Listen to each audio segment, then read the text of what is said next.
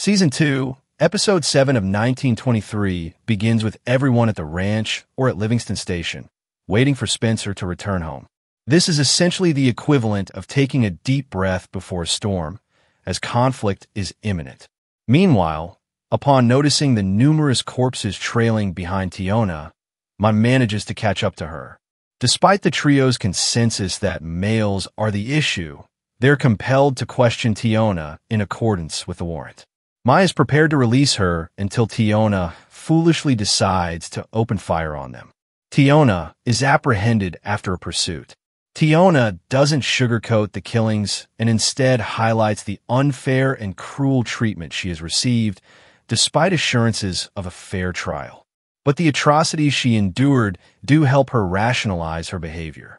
Banner, Brandon, and Whitfield decide to make a break for it and disappear after showing up at Livingston Station.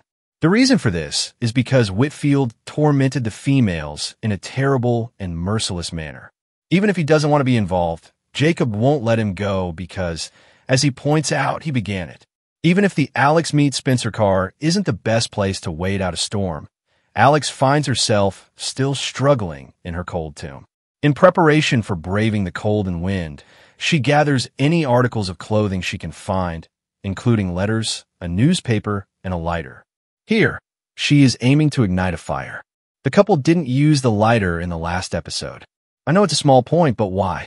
In any case, Alex becomes irate and accuses God, or Taylor Sheridan more accurately, of causing her to endure hell on Earth only to die of frostbite.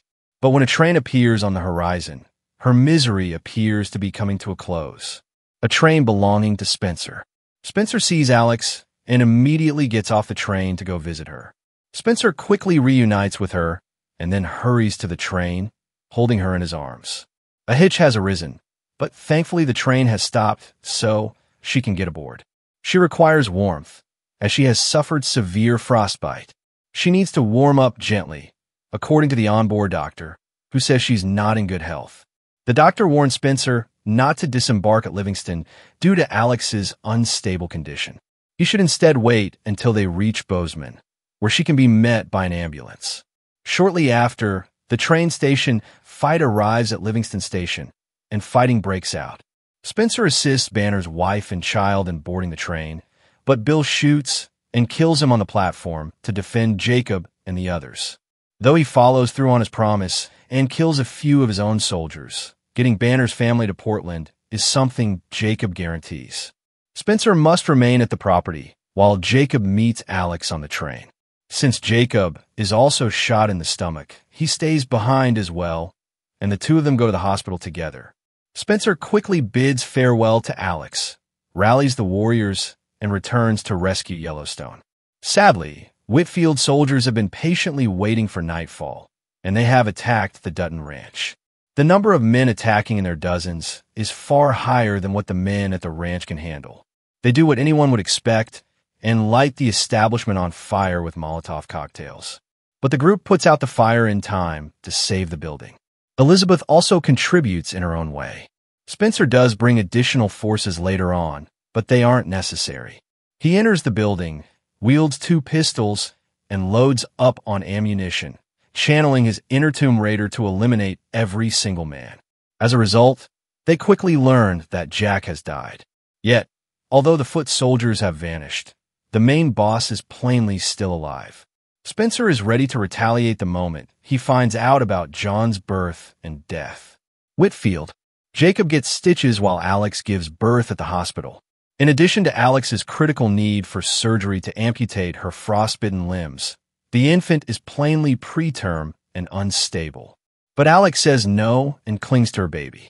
After resolutely determining that dying is preferable to attempting to raise a child with amputated limbs, Alex steadfastly selects the name John after his brother. Spencer and Kara arrive shortly after, and Alex passes away while Spencer cradles the baby and sleeps through the night. The baby is fine, which is good news, but it makes Spencer even angrier and makes him want vengeance. Whitfield's death and other storylines continue. Spencer arrives at the manor, murders Lindy with a gunshot, and then confronts Whitfield. Spencer shoots him in the head after he says Alex's name, and then she burns down the estate. As for Teonna, she is on trial before a judge, but there are no witnesses to her crimes.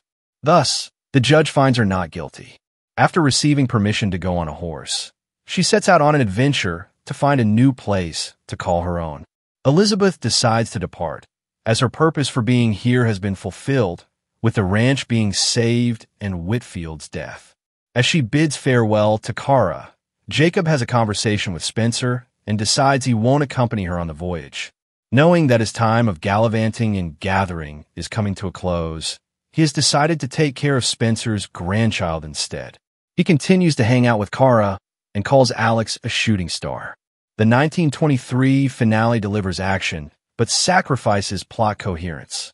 Alex's death, after enduring abuse, feels cruel, robbing viewers of a reunion and undermining her character arc. Whitfield's ending is unsatisfying, lacking a logical conclusion to his torture scenes. The show's inaccuracies, such as unrealistic depictions of frostbite and contrived plot points, further contribute to its disappointing and poorly written conclusion, leaving many storylines unresolved.